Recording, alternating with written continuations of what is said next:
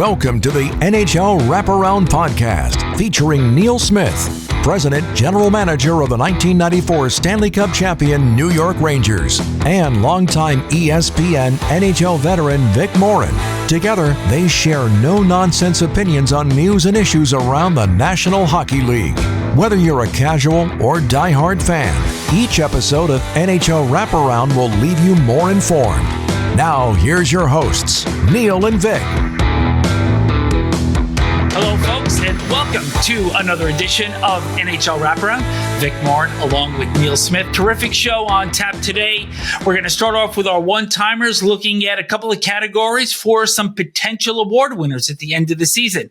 Then we'll be joined by longtime Washington Capitals TV analyst Craig Laughlin. We're going to also talk about John Hines going to the well again and rolling snake eyes. And we'll also have a human side of the story you're not going to want to miss. But first, a word from our friends at MyGray. From Howard to Hughes, from Bellevue to Bedard, we're your source for game-worn jerseys. Go to mygray.com, MeiGray.com to start your collection today. Get real. Get it from MyGray. Welcome back to NHL Wraparound. Neil, what's on your mind today? What's on my mind today is coaches, and how many coaches this season are qualified to win the Jack Adams Award at the end of the season. I don't think I've ever seen a year where you have so many coaches that have done such a good job with their clubs that it's going to be really hard to pick only three of them. And let me give you the examples of it. I think the front runner from everybody is Rick Tocchet in Vancouver. He's been good from the first game all the way through the season. He's been excellent in out west. But you've also got John Tortorella, who's done an amazing job with Philadelphia Flyers. Nobody thought that they would be there. You've also got our Washington Capitals coach, Spencer Carberry, who has done a phenomenal job somehow, and we hear how from Craig Laughlin, somehow keeping the Washington Capitals in the race and in the playoffs. You've also got Andrew Burnett, who's done a fabulous job with Nashville. Second time in his career, he's done a fabulous job. Don't forget, he guided Florida to a President's Trophy a couple of years back. And then the guy that I think deserves a lot of consideration is Knobloch with the Edmonton Oilers, because he has taken an airplane that was spiraling out of control and put it back on course. So you've got a lot of great candidates. I can't wait to see where it goes.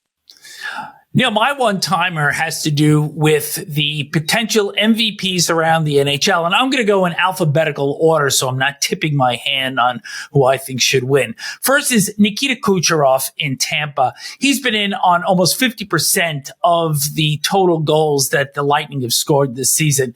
Nathan MacKinnon in Colorado, he's going to battle with Kucherov and Connor McDavid for the scoring title, and when you push the speed increase on your computer, that's pretty much the speed that he plays with all the time. Maybe the most dynamic player in the entire NHL. There's Austin Matthews, became the 9th player in NHL history last weekend to record multiple 60-goal seasons. And then there's Connor McDavid, who's on the cusp of joining Wayne Gretzky, Bobby Orr, and Mario Lemieux as the only players in league history to record a 100-assist season. And then Artemi Panarin of the New York Rangers having a career year for the odds-on favorite right now to win the President's Trophy. So 5 great players, but the guy I'm looking at, and the way I look at it is, if you took these players out of their respective lineups, there would be enormous holes. But I think the player that would be missed the most would be Kucherov in Tampa. And the writers, they may not like his antics at the All-Star game that happened this past February. And maybe a lot of reporters didn't like the shade that he threw at the Canadians after they won the Stanley Cup in 2021. But for my money, this is the one guy that absolutely is irreplaceable on his team this season. This one-timer segment has been brought to you by the Ninsel Wealth Partners. Our goal is to be your primary source of financial advice. Our mission is to provide quality strategies customized to your needs. We recognize that you place your trust in our ability to help you achieve your goals. To us, there's no greater honor, and without question, there's no greater responsibility. Well, now it's a real fun privilege to be our guest today, Craig Laughlin of the Washington Capitals television. He's been doing this since 1990. Can you believe this? He's been doing it 34 years. He's been the analyst, one of the best known analysts in the National Hockey League. I've known him for a long time. He played at Clarkson University. It might have been called Clarkson College then, was it? Yeah, Craig, Clarkson College. Yep, exactly, Neil. Clarkson College, Golden Knights. Yeah, and you played there with the famous Dave Taylor, who, of course, had quite a career in the National Hockey League with the LA Kings. You've been around such a long time and done such a great job. And you and Joe Beninati been together since 96. So that in of itself is 28 years of that marriage. It's amazing, isn't it? The longevity. I mean, to me, we work so well because we are like the odd couple. Okay, he likes his wine. I like my beer. I like to wear jeans and a t-shirt. He likes to dress up in his snazzy suit. So it's worked for a long time for us. No, you guys are terrific on the air together. And I whenever there's a Washington game that I'm going to watch, I always tune into your broadcast rather than the opponent, just so I can hear your voice. But let me ask you this. You've been there so long with Washington. There's a million different questions I could ask you. But you've actually been there for 12 different coaches. I counted them up. Which one was the funniest? Which one was the most entertaining? Or which one was your favorite of all the 12 coaches? Wow, that's a loaded question. I'd have to say Gabby, Bruce Boudreau. You know, he was a fun-loving guy and always has been. And he was very... you would talk to him and he would come back in the plane and he'd talk to me and he'd talk to Joe. And he was just a fun-loving type of coach, but very focused on the game at hand. And we always had fun with him because we often went out to lunch with him. And his big thing was having a burger before every game and then going back to his room. And I'm sorry I have to say this to you, but he would have a bath. And we used to say, Gabby, just stick with the burger. We don't want to hear about the bath to get ready for the game. But no, he was one of the guys that I really enjoyed. I also loved Ron Wilson. There hasn't been a bad guy come through here. Some are more excited and more outgoing than others. But overall, we've had a good run of coaches here in Washington, and I've been fortunate to be a part of it. My favorite coach going back to playing would have to be Brian Murray back in the day, bless his heart. Brian Murray was one of my favorite coaches to ever play for when I played in the National Hockey League. Well, I do want to mention, too, another couple of accolades for you, Craig, is that you were involved in that big trade in 1982 where you got traded to the Caps from the Montreal Canadiens, along with another great color guy nowadays, Brian Engblom. We've had him on our show, Doug Jarvis, and, of course, a steal for the Caps was getting Rod Langway away from the Montreal Canadiens. As I say, Neil, huge trade. Neil, as I've always told you, it was me and 3 throw-ins, and they pulled the deal on it. I always say that to anybody that asks me, how was the trade? I said, well, it was me and these 3 other guys. I didn't know who they were, but I think that was a big trade at the time. And when we were on the plane, it was funny. I got traded the day of training camp, and we were walking along in front of the forum, and Rod Langway came out the door and he said, Locker, you got to go upstairs and see Mr. Irving Grunman and Bob Berry at the time and all the brass up there. And I said, well, what's going on? We hadn't even stepped on the ice. And he said, we've all been traded to Washington. The funny part about that story was we were in Washington the previous season, the last game of the year. And I remember walking up the old ramp at Capital One. And number 2, the fans were on the ice. And we were like, oh my God, the fans are on the ice. That would never happen in Montreal back in the day. And they're getting the jerseys off their back and all this stuff's going on with the Washington Capitals. We get traded. The day we get traded, we come to Washington, we fly in, we're having training camp in Hershey. And the front page of the newspaper said, it's the Save the Caps campaign. And we were caught off guard there because they were trying to keep the team in Washington, and there was a big push for all those things going on. So we went from one of the most storied franchises with no problems to one in Washington where it was, we've got to save the Caps. We can't let them leave. And we were a big part of that, I think, at the time, because we made the playoffs for the first time ever in Caps history. Well, the other accolade I want to mention, because I think this is fabulous for you, you got your number 22 retired by Clarkson University. And that's quite an honor, Craig. I know you might not think so, but being a former college player myself, I think that's a fabulous honor that you have there. Well, it was exciting. You know, they played a huge part of it. Remember, back in the day, and I think I might have told you this story, I went through playing in Toronto in the MTHL at the time and played for the Toronto Junior Red Wings, the Toronto Toros, if you can believe it. That was when the WHA team was in town. I played for the Toros. Then I got cut at my midget year, and I was like, what the heck's happening here? I got cut off the team I had previously played for. So I ended up playing football, and I absolutely loved playing football for Jarvis Collegiate. And I was excited to be part of that. And I played football and I played juvenile. And you remember it, guys, back in the day, that was sort of a dead end after midget, like it was a men's league, sort of. So I played juvenile to get the love of the game back. And someone from the Wexford Raiders Junior A team saw me and said, we think you could make our team. And I was sort of like wishy-washy because I had been cut from my midget team. And I said, okay, I'll come to tryouts. Ended up going to tryouts. We had a great team for the Wexford Raiders. And I was recruited by 2 or 3 college teams. One was Lake State and one was Clarkson. And my parents had never been to the United States in their life.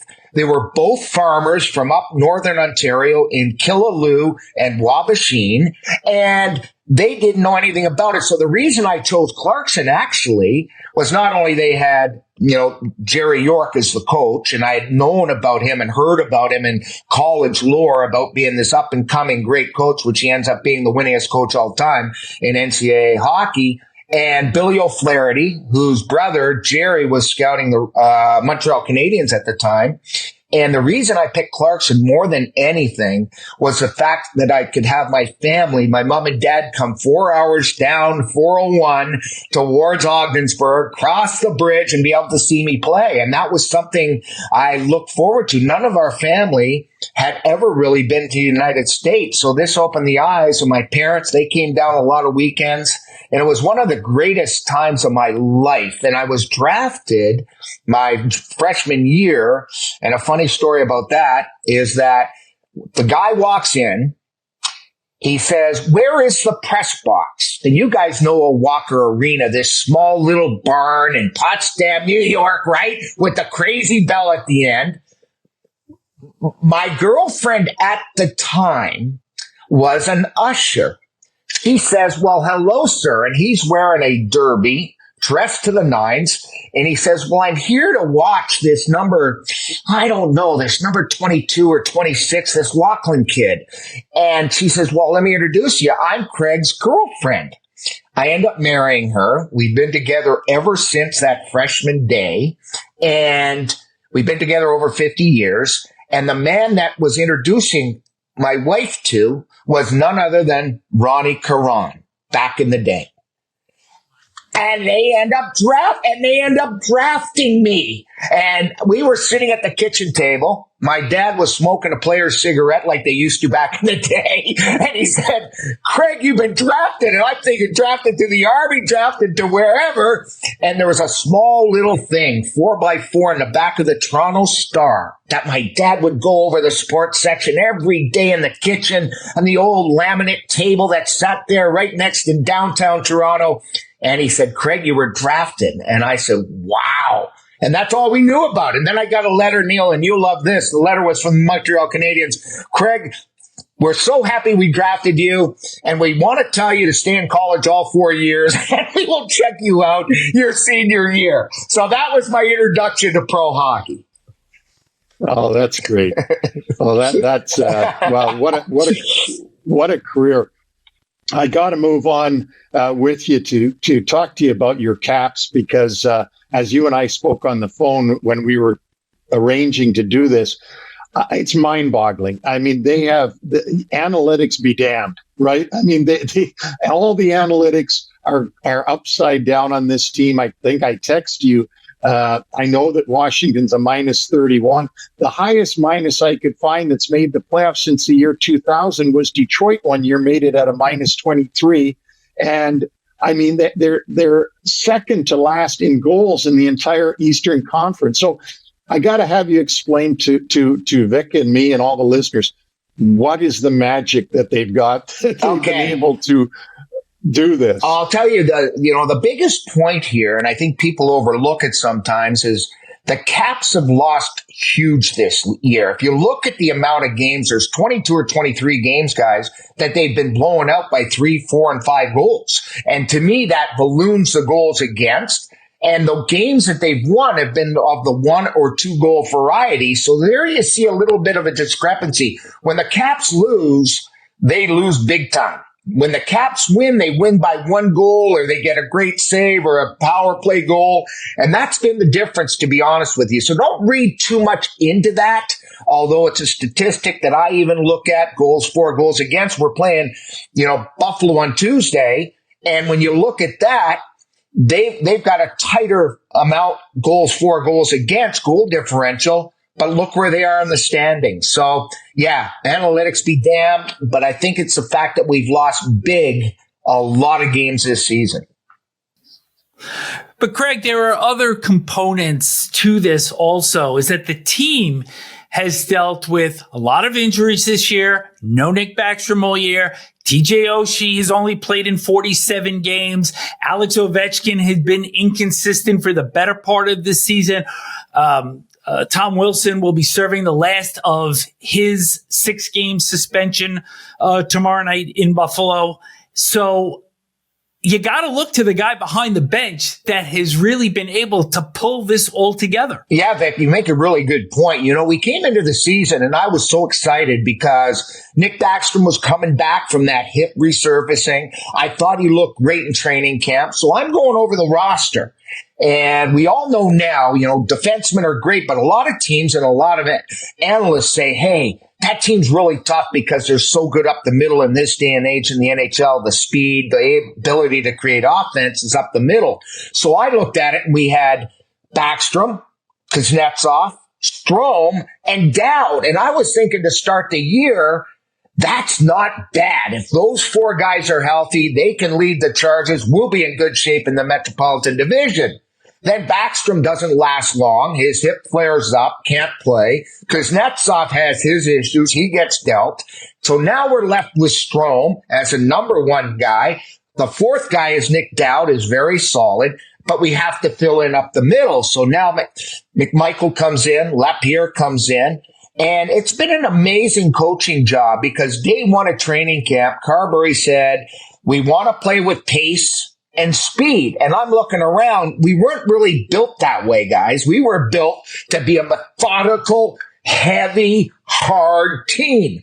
And now he's changing it into a fast pace, play with speed. And the way they were going to accomplish that is less handles from the D, to get it up quicker into the forwards' hands, to make our image look faster. And it took some time for the coaching staff to break some of the habits we had under Laviolette, we had during our cup run with Barry Trotz, we had with all the coaches we had in between. So now this veteran bunch is learning on the fly, and you guys know that everything takes time, whether it be the power play to get out of the habits that they had, to 5-on-5 habits. And now you infuse youth, and now the Caps are playing like Carberry wanted. For what he's done and what we've had to get through, he definitely needs consideration for Coach of the Year. But I think you have other guys around the league, like the Rick Tocchet, who's totally changed around that team from where they were, that probably deserve more credit. But Carberry and his staff, guys, they've done an incredible job with a group of veterans and now teaching young kids how to play the game at the NHL level. You've got another position too, Locker, that's amazing. I mean, the Washington Capitals signed the Stanley Cup winning goaltender, Darcy Kemper, a year and a half, 2 years ago. He comes into the team. This year, he gets outplayed by Charlie Lindgren. And Charlie Lindgren becomes the number one goalie. And basically, I know you've heard of him because you're with the Caps, but unheard of around the league, really. I mean, not a big name. But he saved you guys in goal because Darcy wasn't playing up to that Stanley Cup for the Caps the way he did for Colorado. It's been incredible. You know, you looked at the tandem that we had, and we're thinking Darcy's going to play 60 games. Charlie's going to probably play 20 games, 22 games, and that Darcy would carry the load. Now, all of a sudden, you get this guy that walks in, Lindgren, who's only played 100 games in the NHL to date, or 101, and now he's really been so solid that he not only makes the saves that he's supposed to, he's coming up with a save a game at least above expected. He's a scrambly sort. He's very athletic. He's very quick post to post. He catches in the opposite hand, which probably drives shooters crazy because there's only like 5 or 6 of those guys in the NHL. And now he's really honed his game. He's worked hard with the coaching staff, the goalie coaches, everything that goes into it. And it's incredible. He's in the month of March, he had the most wins in the National Hockey League among all goaltenders. And against Buffalo will make his 10th straight appearance. We're not going to see Darcy Kemper probably till the end of the week when we have back-to-backs with Pittsburgh and Carolina. And it may also come down to, you know, if we need those games, and we need games now, we need wins. So that's going to be interesting to see at the end of the week which game Darcy gets, which game Charlie gets. But right now, it's Charlie's net. Craig, we're going to get into the schedule on the other side of our break, so stay with us. But first, a word from Duer. I've been wearing Duer jeans now, out to dinner, to appointments, traveling, you name it. They are a go-to in my wardrobe. Why?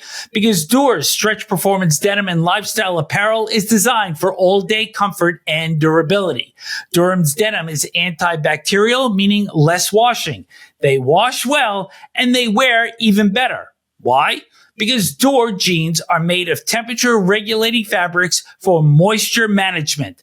The performance denim fabric has Cool Max technology, keeping me cool and dry in any weather.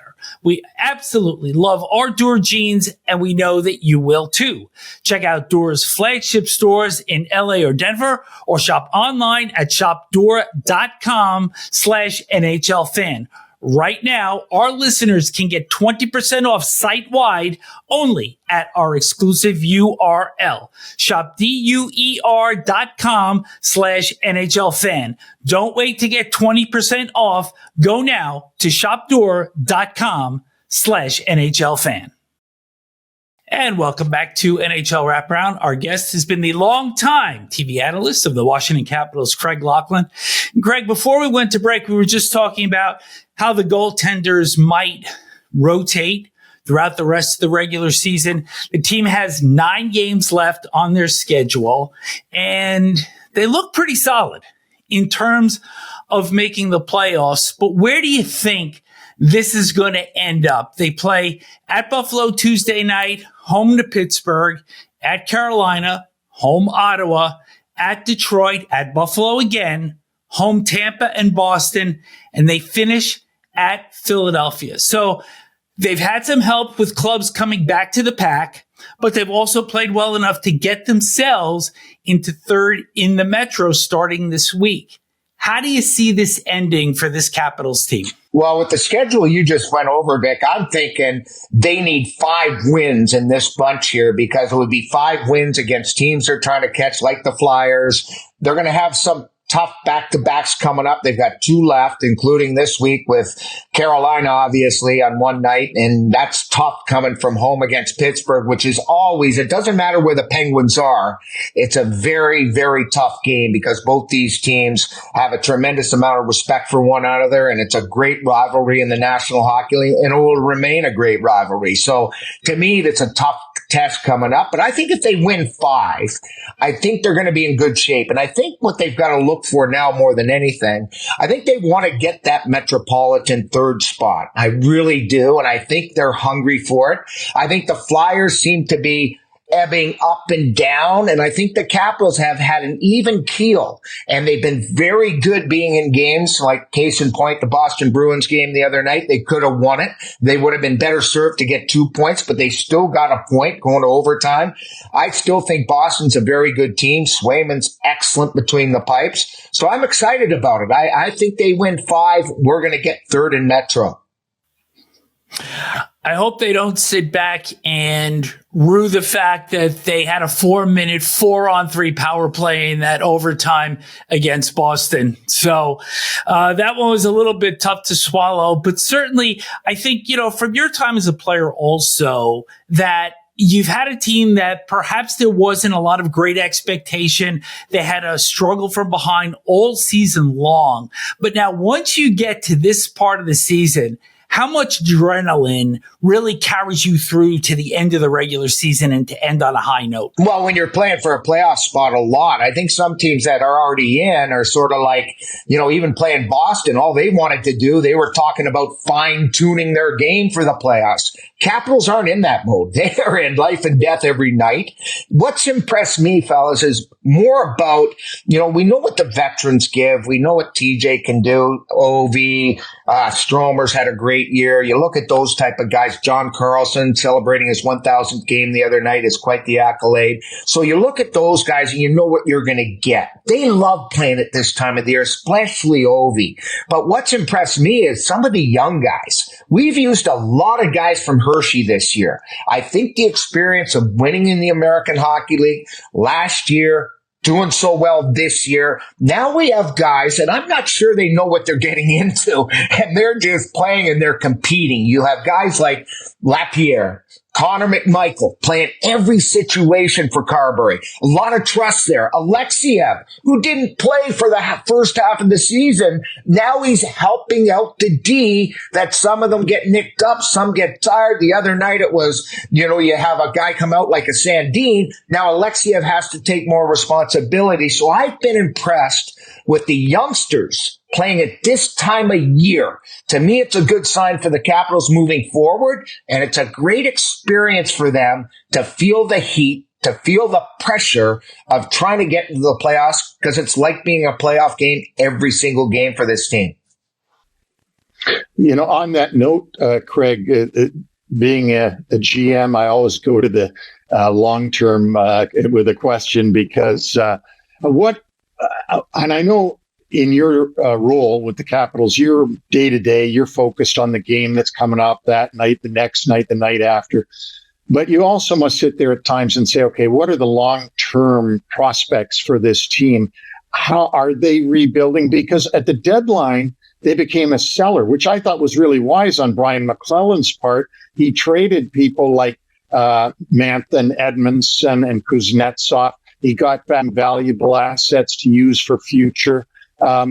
Where does the future lie? I don't mean, is it bright? Of course, you're going to say it's bright, but what is the future of the Caps, and how does that mold with OV? Because we all know that OV's the guy that they want to see if he can break Gretzky's record and so on.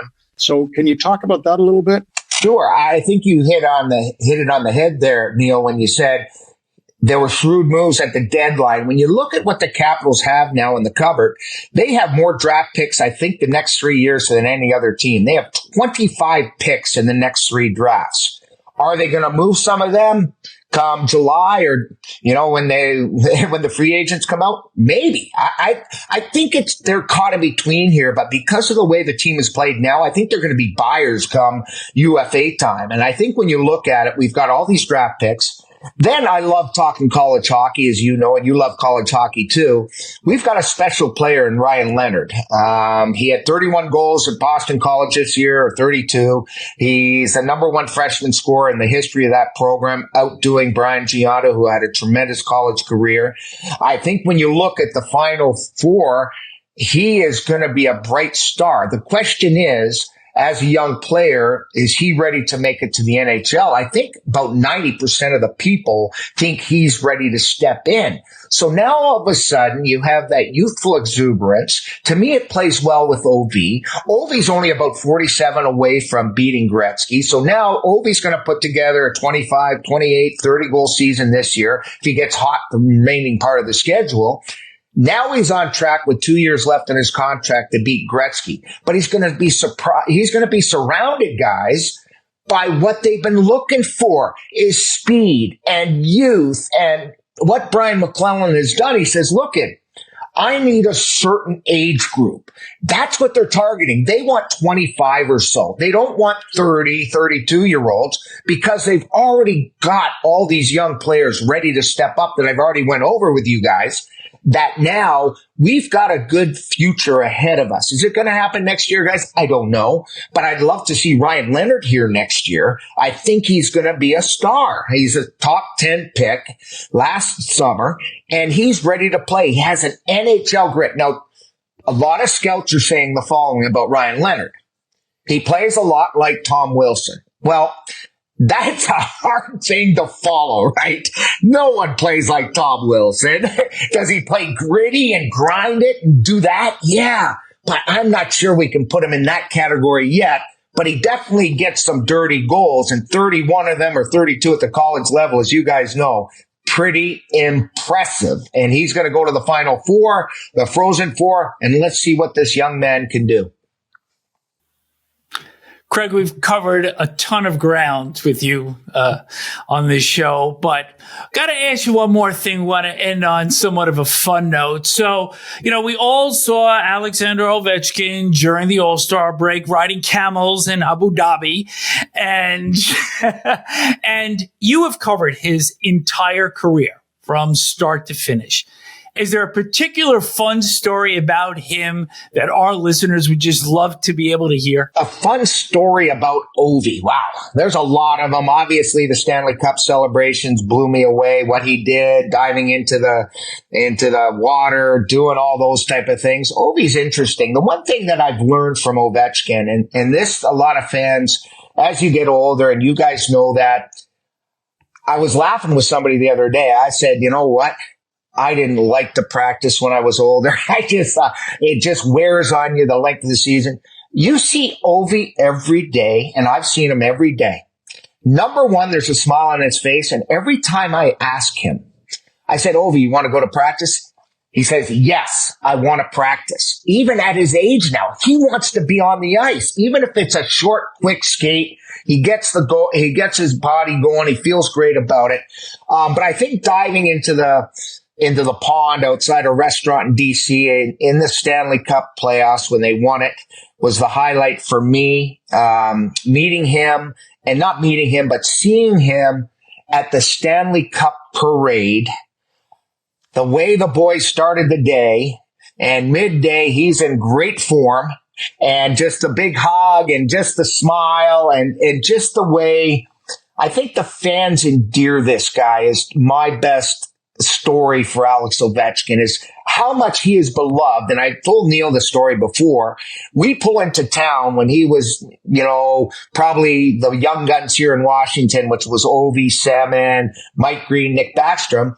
I actually thought I was going to a rock concert. The amount of people that would be outside our hotel. I said, we are the traveling Wilburys or something, because it was crazy. And still to this day, there is a wonderful love for Alex Ovechkin, not only in our town, but I see it around the league because of the way he plays, number one, because of how giving he is. And you guys don't see him every day. The things that he does for our area in Washington, the charitable things that he will never say no for, is sort of behind the scenes, but he's been an incredible ambassador. That's what I'm going to say. Ovi is an incredible ambassador for our great game. And that exuberance just seems, it has never left him from his rookie season until now. To a large degree, we still see the same type of player. I do have one funny story, maybe. I do recall we were in Florida, and I think he was down there for the first time. And I still think to this day, he came to practice. He was smarting a little bit. He got stung in the water right outside our hotel by what's the floating man of war? Jellyfish. Jellyfish. I think he got bit by a jellyfish. So that's the one story that is in lore, is in history. So if the fans are listening, it might be the jellyfish story back when he was a young player. Well, this has been great, Craig, and we so much appreciate you coming. You talk about Ovechkin's exuberance. Your exuberance at your age for what you do and for the Caps and for the National Hockey, you've never lost that. Well, thank you. You have never lost that. I love the game, from the very Neil. beginning. I love the game, Neil, and you and I both love it. And Vic, I know you love it. It's just something that every day I go to work, I get to watch the greatest game in the world. I get to work with a great guy in Joe B. Our whole crew is wonderful. They've treated me unbelievable since I played in Washington. I've been there now over 40 years. The fans, you've got to be excited. You know what? And we went through some lean years here in Washington, but the one thing I always said, got the greatest job in the world that every day is different. We're not sure what's happening coming up this week. We're not sure about a great play. We're not sure about a big hit or a big fight, but it's just the excitement in National League hockey that drives me every single day. I am so excited, whether it's a day off before or it's the day of the game. I just can't get enough of the National Hockey League. Well, Craig, that comes through on every broadcast I've ever seen you do. That excitement for it. And that's whether the Caps are winning or losing. You're still got that excitement. And thank you very much, because you've brought that excitement onto this podcast. And we thank you so much for doing that and taking the time to do it. Say hi to Joey B for me. He's a great guy. I got to get him on at some point. We got to get Joe B on, because his wordsmith stuff, I mean, he has more words. He comes out with words I've never heard of before. I think every night I go home and I ask my wife, what was that word Joe used? What's it mean? And I'm just like excited, because he comes up with phrases and he makes sure he never uses the same phrase. And I'm like, how do you do that? And then, of course, we're the odd couple. He'll go for wine. I'm, of course, probably this week going for wings and beer. And that's what's different between us two. Yeah, well, thanks, Craig, and good luck the rest of the way to you and to the Caps down the stretch here. Thank you. I love your guys' show. Appreciate it. Keep up the great work. Time now for a quick shout out to our sponsor. NHL Wraparound is brought to you by MyGray, your source for game-worn jerseys. Head to mygray.com to get your collection started today. Get real, get it from MyGray. NHL Wraparound subscribers can take 10% off any hockey jersey when they order at mygray.com and use the coupon code WRAP10. Don't forget that coupon code WRAP10. Vic, I got to tell you, Craig Laughlin, of the guests we've had, and we've had some really good guests, but Craig Laughlin was fantastic. I mean, his enthusiasm about the Caps, I mean, to do this podcast, it's infectious. I just think he was a great, great guest for us. I felt the same way. He was so excited, and you know that there was so many more stories that he could have told if we had the time. And you're excited about your story that you're going to tell. Well, I'm not sure how excited I am as much as I think it needs to be put out there, though. So 3 weeks ago on this very show, we addressed John Hines pulling Marc-Andre Fleury in a March 10th game against Nashville in the overtime, where they were risk losing the point that they had gained in order to try to score the goal. And they scored, and the hockey world was abuzz because it was a bold move. It was fabulous. I mean, both TNT and ESPN just lauded this coaching move. But from where I sit, it was high risk, marginal reward, and greater loss, and completely not necessary. And sure enough, on Saturday afternoon, Hines rolled the dice again, and it came up snake eyes. Yeah, and the problem with this, from my vantage point, is that he did it once and got away with it. You should take your chips and go home. But he pushed them into the middle again. And now when he gets scored into the empty net, they lose that one extra point that they got when it was successful a couple of weeks earlier. So, you still had the rest of the overtime. You still had a shootout to try to get that second point. And instead, you got none. So you got none instead of two. And it also made the first time you did it be now worthless. Exactly. And let's just put a little bit of perspective on where the Wild were in the standings. So entering play on March 10th, they were 8 points out of the second wild card, and they were playing in game 65. Saturday, they were 8 points out of the second wild card, and they were playing game 73. So while they were not really close to being mathematically eliminated, Hines still rolled the dice a second time on this. And I think, the reason that people got so excited about this is because there aren't a lot of instances where it is exactly necessary to happen. So we did a little bit of research, and it turns out that since the NHL went back to overtime in 1983, there have only been 5 times that there have been a result as a result of a coach pulling a goalie in overtime. 2 were by Hines over a 20-day span. There was a game in 2017 where the Kings pulled Jonathan Quick with 0.9 seconds on the clock, and Tyler Toffoli managed to score before the buzzer. But that was an instance where there was no way the Kings were going to get scored on.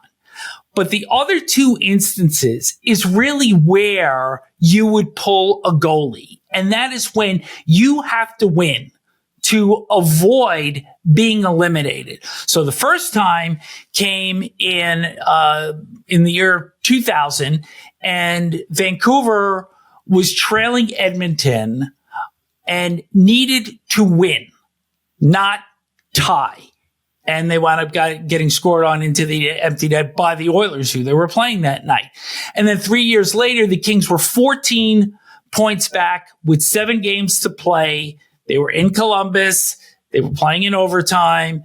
And the only way that they were going to be able to salvage their season was by winning, not tying, and they got scored into their empty net. So the bottom line is this, Neil, is the only reason to ever pull your goalie in overtime is if you need the regulation or win tiebreaker to keep your season alive and to avoid elimination. What you're saying is absolute desperation. Go ahead and do it. But other than that, you've got other ways to get those points. There's no question. I mean, and you and I talked about this. We try to turn the prism in different ways. And I can't think of really another reason that you would do that, except if you're on the verge of having your season come to an end. This is the human side of the story, brought to you by UBS Financial Services Incorporated. On March 24th, Zach Hyman of the Edmonton Oilers scored his 50th goal of the season and also became the first Jewish player to score 50 goals in the season. Now, the story took a little bit of an odd twist when an independent podcaster named Andrew Berkshire went on Twitter and did somewhat of a rant trying to lessen Hyman's accomplishment by saying that his success had much to do with growing up in really a youth of privilege, up to and including playing with Connor McDavid and before that, Austin Matthews. So he had a pretty good run of success with the players that he played with, but also had a life of privilege. At the same time, he also praised Hyman for scoring consistently from areas that many players don't want to go to. So he's kind of trying to hedge his bet there, but it didn't go well with social media. So there was some backlash, and Berkshire went on again with a second tweet attempting to clarify that he wasn't going after Hyman as much as it was on the media for not telling the story of Hyman having a privileged upbringing? I'm going to throw it to you, Neil. There's a lot of players. I've been in this league for 40 years, and there's a lot of players that have a privileged background. And there's a lot more that have a privileged background that couldn't make it. So having a quote unquote privileged background, which I think means in a rich parents, has nothing to do with whether or not you make the National Hockey League. You make the National Hockey League on character, you make it on work ethic, and you make it on talent. And if you've got those things, you can end up making the National Hockey League. I've known people that have bought junior teams to try to get their son to be a good player. I've known people that have hired full-time coaches. It didn't get their kid into the National Hockey League. You don't get into the National Hockey League unless you have those three things I just said: character, talent, and tremendous work ethic. We've got players, Vic, in the National Hockey League now that are from Vegas. We've got players that are from Hilton Head, born in Hilton Head, South Carolina. We've got Austin Matthews, who was from Scottsdale, Arizona. And if you know Scottsdale, Arizona, that's a beautiful, beautiful upper class place to live.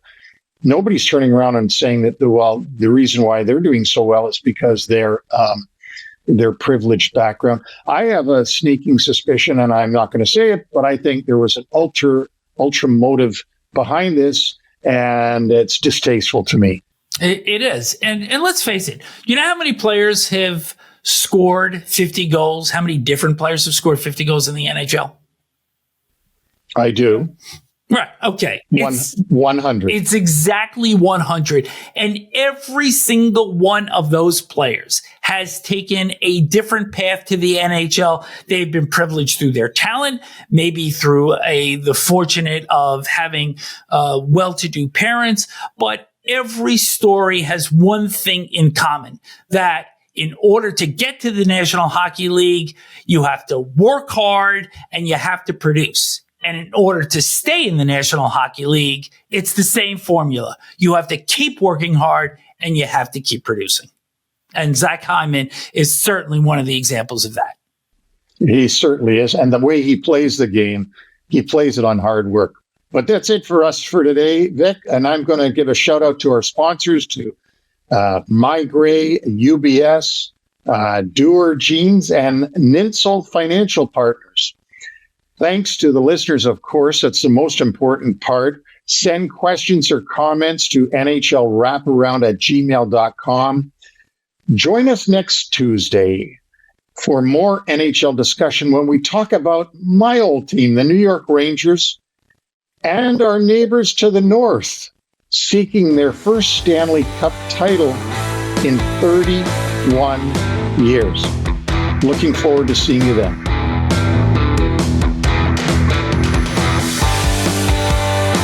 Thanks for joining us on the NHL Wraparound podcast. Don't forget to subscribe to stay up to date on all the NHL action.